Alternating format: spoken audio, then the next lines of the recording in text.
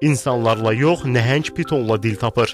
Filippində bir qadının evində saxladığı nəhəng ilanla rəftarı görənləri dəhşətə gətirir. Bohol vilayətində yaşayan qadın pitonun onu öldürə bilmə ehtimalına baxmayaraq 11 ildir onunla dostluq edir.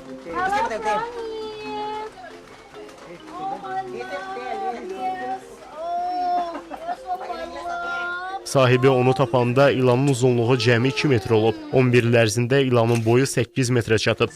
İstənilən adamı bir qıvrılma ilə qətlə yetirə bilsə də, sanki piton onu saxlayan bu qadını tanıyır, ona qarşı heç bir aqressivlik nümayiş etdirmir.